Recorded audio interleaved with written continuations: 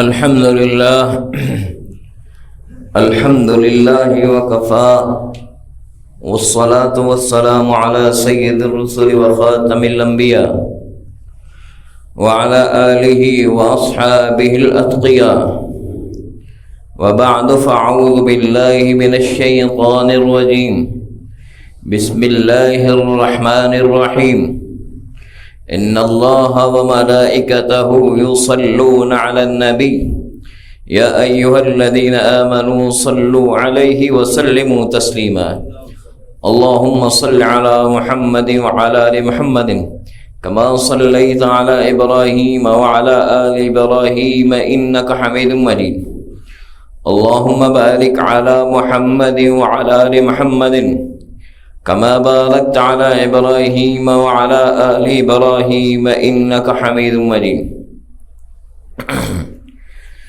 محترم حضرات، اللہ تعالی نے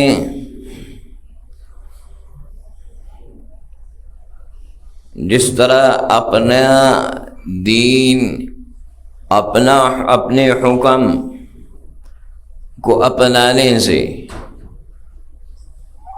برکت کا وعدہ فرمایا ہے کہ ہر چیز میں برکت آ جائے گی جب میرا دین اور میرا حکم اپناؤ گے.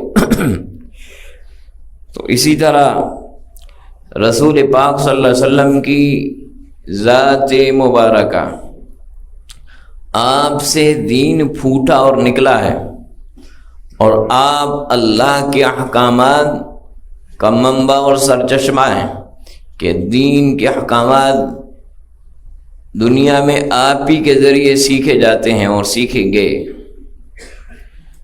اللہ کے احکامات کو آپ ہی کے ذریعے اللہ کی مخلوق نے جانا، تو احکامات آپ ہی کے ذریعے ہمیں حاصل ہوئے. تو اس طرح اللہ تعالیٰ نے آپ کی جس طرح احکامات آپ سے نکلتے ہیں، اسی طرح آپ کی ذات سے برکت بھی نکلتی ہے.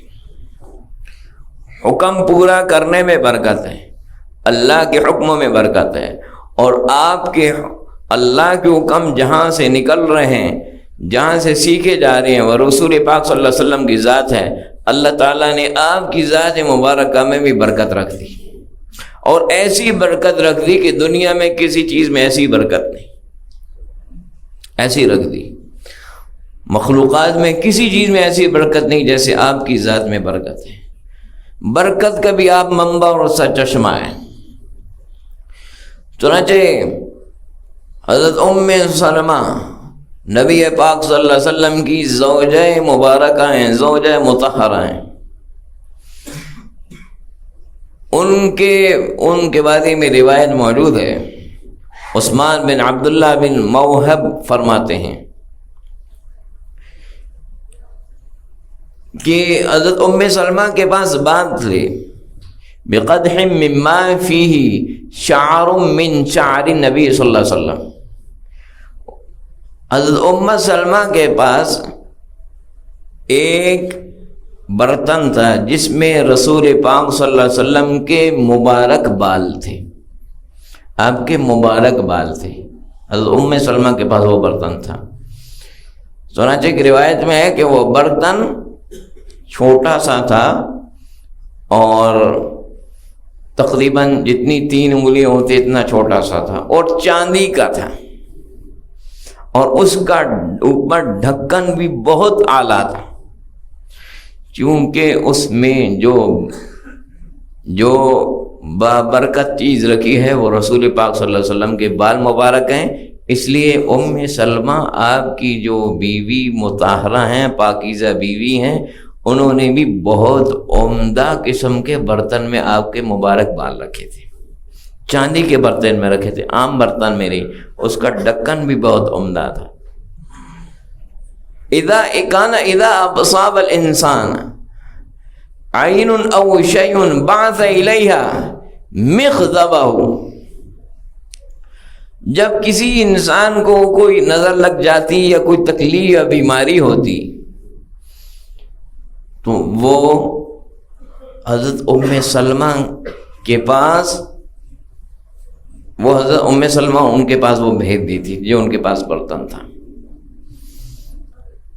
اور ایک جیسے امام ابن حجر نے فرمایا کہ لوگ ان کے پاس کوئی بیمار ہو جاتا یا کسی کو نظر لگ جاتی پانی لاتے تھے.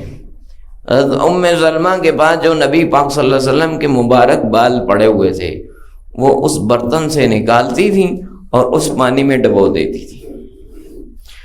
ڈبونے کے بعد دوبارہ رکھ دیتی تھیں اور پھر وہ پانی جس میں آپ کے مبارک بال ڈبو دیتی تھی اس سے مریضوں کو شفا یابی کے لیے استعمال کیا اور مریض شفا یاب ہو جاتے تھے.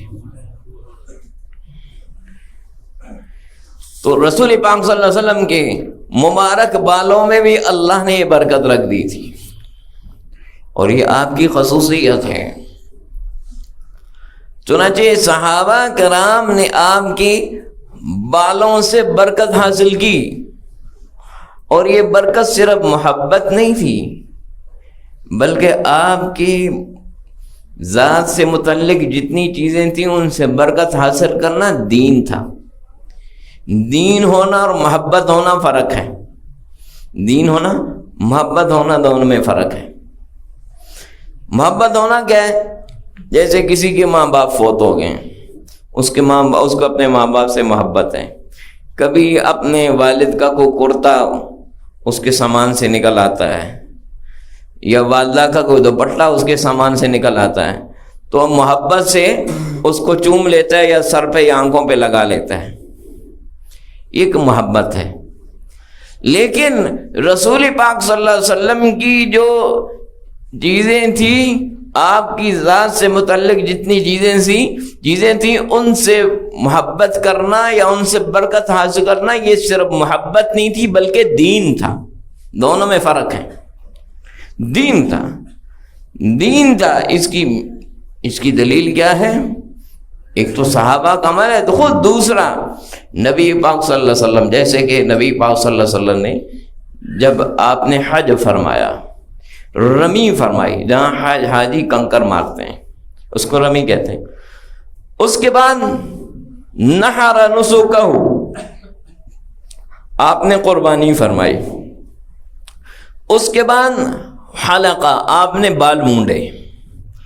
تو ترتیب یہی ترتیب حجاج کو بتائی جاتی ہے کہ پہلے آپ نے جب پہلے دن آپ رمی کرتے ہیں یعنی کنکر مارتے ہیں پہلے رمی کرنی ہے اس کے بعد پھر آپ نے قربانی کرنی ہے اور تیسرے نمبر پہ پھر بال مونڈنے.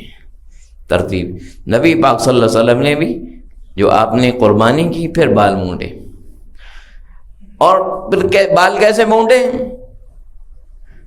ناول الحالق شقہ الایمن فحلق آپ نے اپنے سر مبارک کے دائیں حصہ جو بال مونڈنے والا ہے اس کی طرف کیا. اس نے آپ کے سر کے دائیں طرف کے بال مبارک مونڈے. پھر اس کے بعد آپ نے بائیں طرف اس کی طرف کیا پھر اس نے بائیں طرف کے بال مونڈے.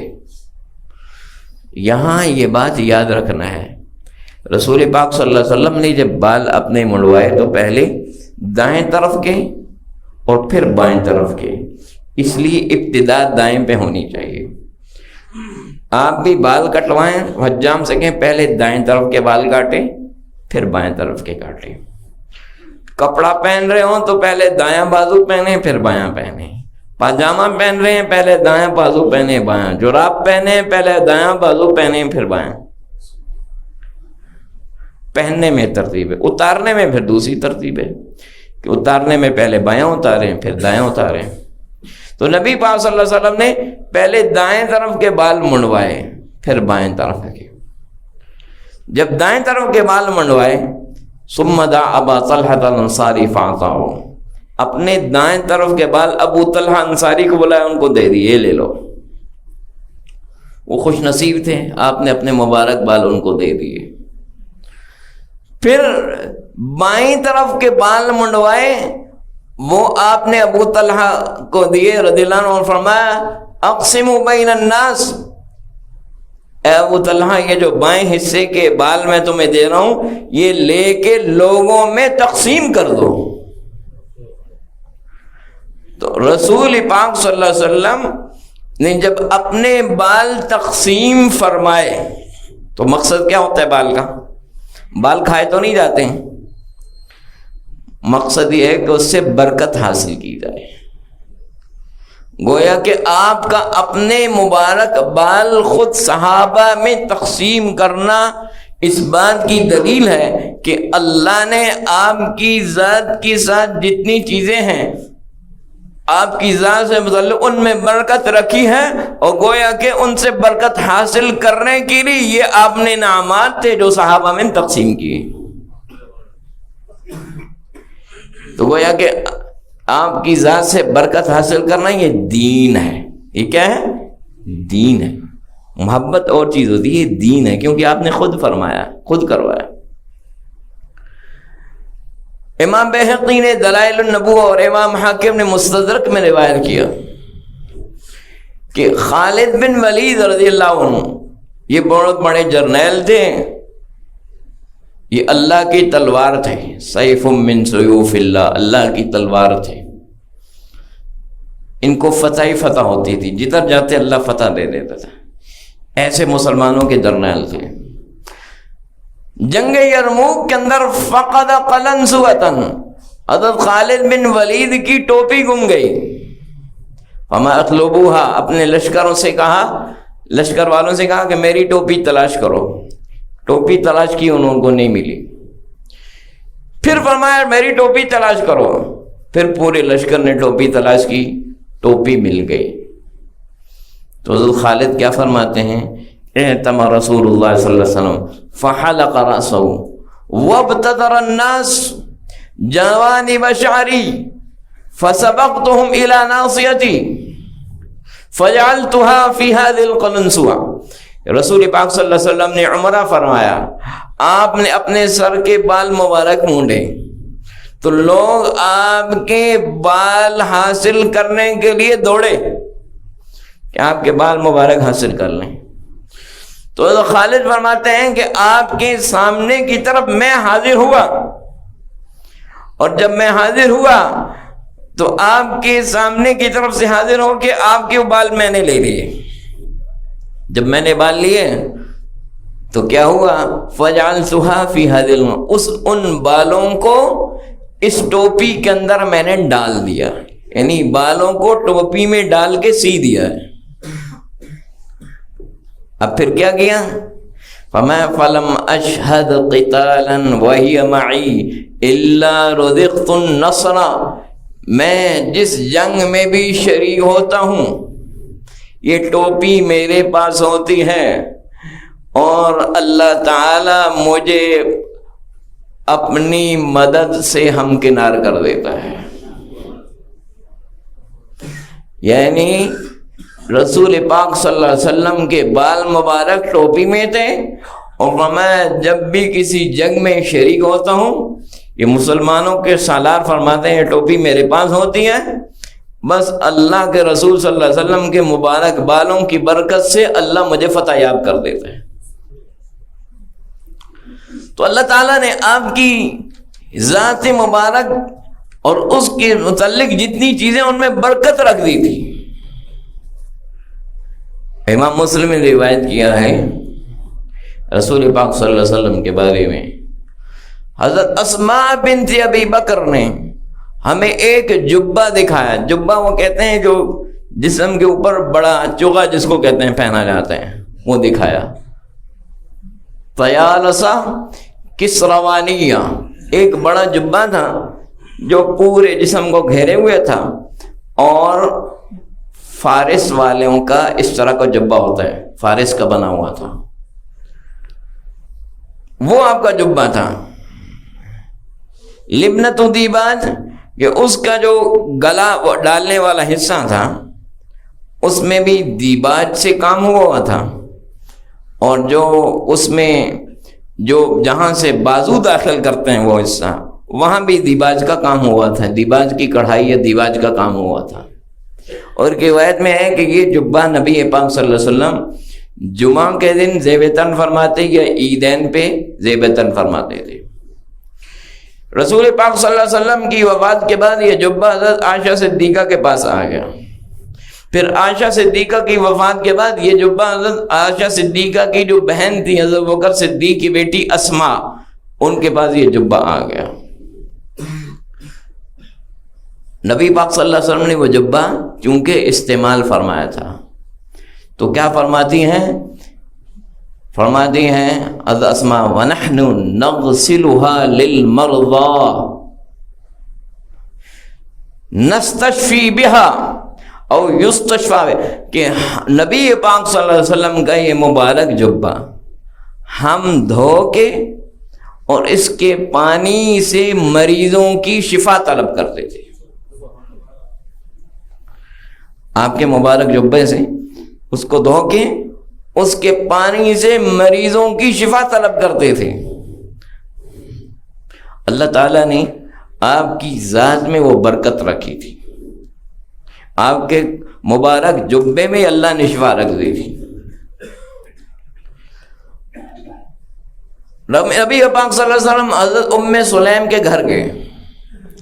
ام سلیم نبی پاک صلی اللہ علیہ وسلم کی رشتے میں محرم تھی. محرم وہ رشتہ ہوتا ہے جس سے نکاح نہیں ہوتا، یا دوسرے لفظوں میں جس سے پردہ نہیں ہوتا. اب ام سلیم کہ یہاں تشریف لے گئے، دوپہر کے وقت آپ آرام فرما رہے ہیں، تو ظاہر ہے عرب میں گرمی کا موسم ہے، پنکھے اور اے سی تو تھے نہیں، تو جب بھی گرمی میں کوئی بھی صحت مند آدمی لیٹتا ہے تو جسم پہ پسینہ آتا ہے. تو رسول پاک صلی اللہ علیہ وسلم تو اللہ تعالیٰ نے بہت طاقت و صحت و توانائی عطا فرمائی تھی. آپ آرام فرما رہے ہیں بستر پہ. قد عرق واستنقع عرقه على قطع ادیم على الفراش. آپ صلی اللہ علیہ وسلم کے جسم مبارک سے پسینہ نیچے گرنے لگا اور نیچے جو بستر تھا اس بستر پہ گرنے لگا. اب وہ جو بستر تھا اس پہ گر رہا تھا تو حضرت ام سلیم نے کیا کیا، فرمایا ففتحت عتیدتها. جیسے عورتوں کے پاس پہلے ہوتا تھا ایک بکسا ہوتا جس میں اپنی سنگار کی چیزیں رکھتی تھی، اپنی کریم، سرما، پاؤڈر، یہ ساری چیزیں. پہلے وقتوں میں عورتوں کے پاس ایک بکسا ہوتا تھا.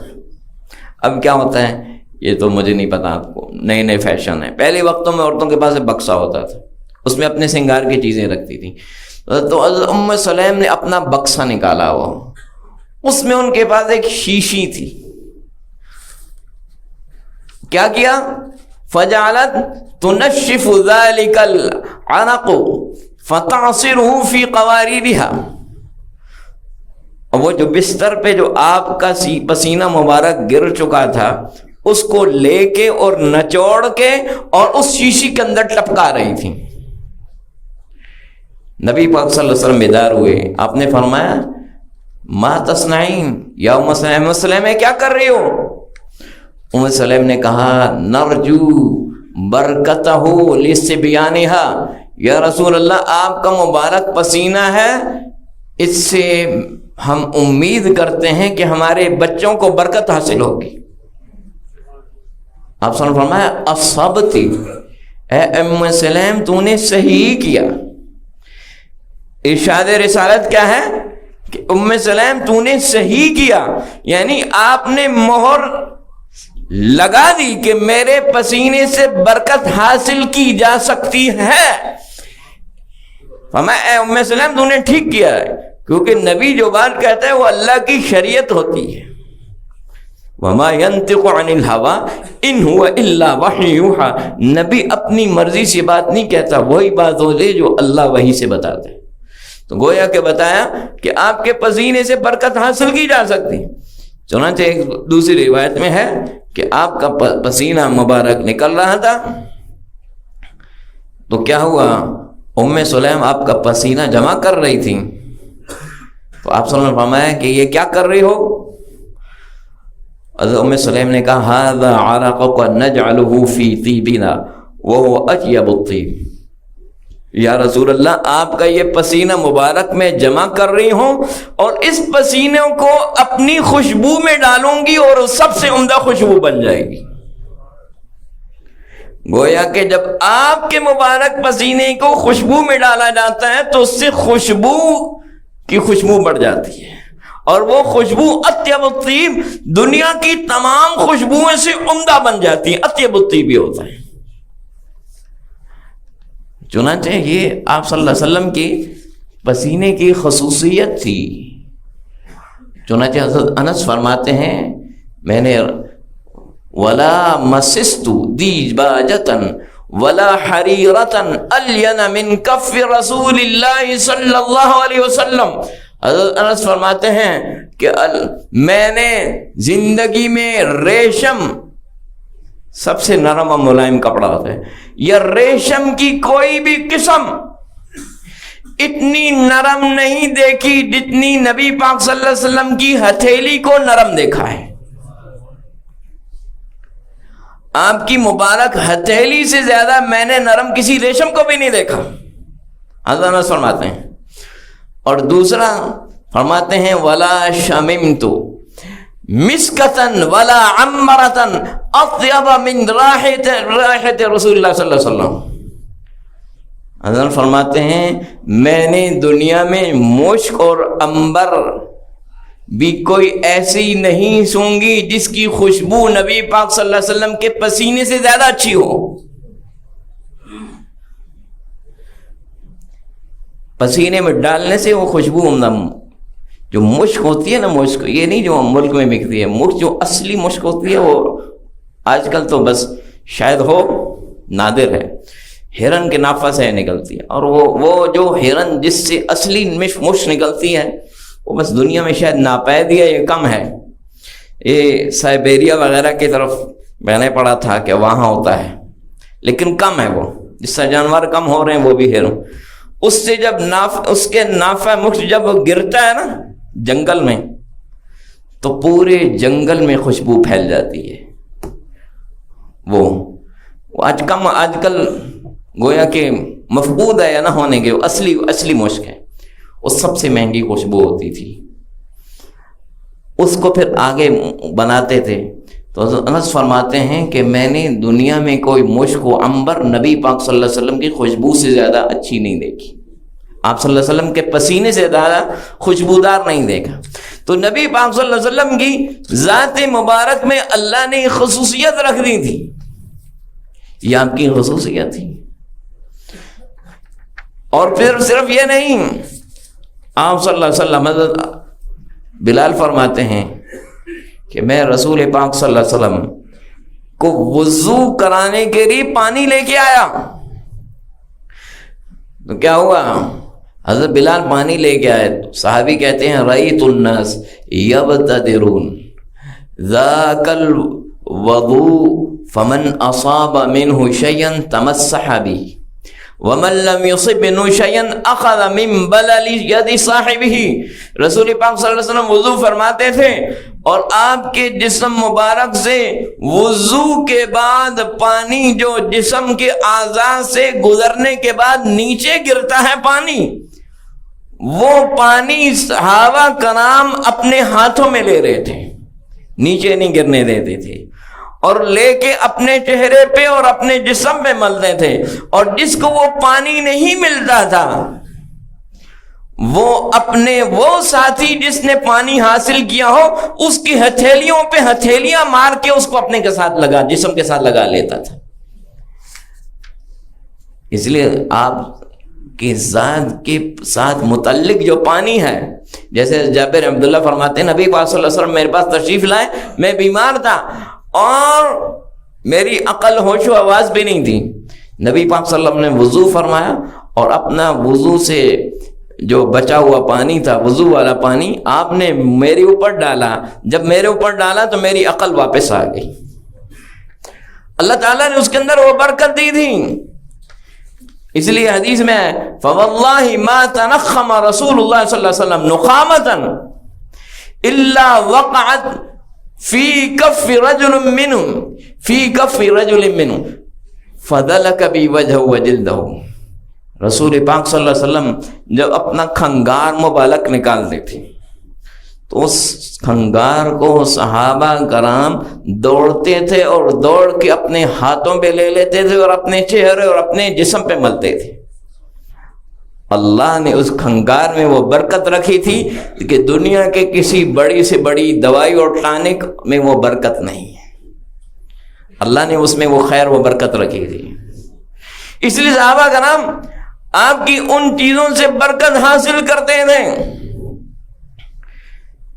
چنانچہ یہ بات صحابہ میں عمل میں تھا۔ حضرت عبداللہ بن سلام نے ایک حضرت ابو بردہ سے کہا، الا اسقیک فی قدح شرب النبی صلی اللہ علیہ وسلم فی، کیا میں تمہیں اس پیالے میں پانی پلاؤں جس پیالے میں نبی پاک صلی اللہ علیہ وسلم نے پانی پیا ہے؟ گویا کہ صحابہ کرام اس پیالے میں پانی پینے میں بھی سعادت حاصل کرتے تھے اور سمجھتے تھے جس میں نبی پاک صلی اللہ علیہ وسلم نے پانی پیا ہو۔ نبی پاک صلی اللہ علیہ وسلم ایک قبیلے میں فی ثقیفہ بنی سعدہ، ایک قبیلے میں تشریف لے گئے تو حضرت سہل، آپ نے پانی مانگا تو حضرت سہل نے پانی پیش کیا، پھر وہ جس پیالے میں نبی پاک صلی اللہ علیہ وسلم کو پانی پیش کیا تھا وہ پیالہ سنبھال لیا، اور حضرت سہل وہ پانی، وہ پیالہ پھر بعد میں صحابہ کو پیش کرتے تھے کہ یہ وہ پیالہ ہے جس میں نبی پاک صلی اللہ علیہ وسلم نے پانی پیا ہے۔ پھر حضرت عمر بن عبدالعزیز نے وہ پیالہ حضرت سہل سے لے لیا تھا۔ نبی پاک صلی اللہ علیہ وسلم کی ذات مبارک کے ساتھ اللہ نے وہ برکت رکھی تھی۔ حضرت انس نے تو زندگی گزاری آپ کے ساتھ، لیکن ساتھ رہنے کے باوجود اتنی پھر بھی محبت تھی کہ حضرت انس کیا فرماتے ہیں؟ حضرت انس فرماتے ہیں لِأَن تَكُونَ عِنْدِي شَعْرَةٌ مِّنْهُ أَحَبُّ إِلَيَّ مِنَ الدُّنْيَا وَمَا فِيهَا۔ حضرت انس فرماتے ہیں ایک طرف دنیا کی سب چیزیں ہوں، پیسہ ہو، معدنیات ہوں، سونا ہو، چاندی ہو، پوری دنیا میں جتنی چیزیں ہیں وہ ایک طرف ہوں، اور دوسری طرف نبی پاک صلی اللہ علیہ وسلم کا ایک بال مبارک ہو، تو مجھے نبی پاک صلی اللہ علیہ وسلم کا ایک بال مبارک حاصل ہو جانا دنیا کی تمام چیزوں سے زیادہ پسندیدہ ہے۔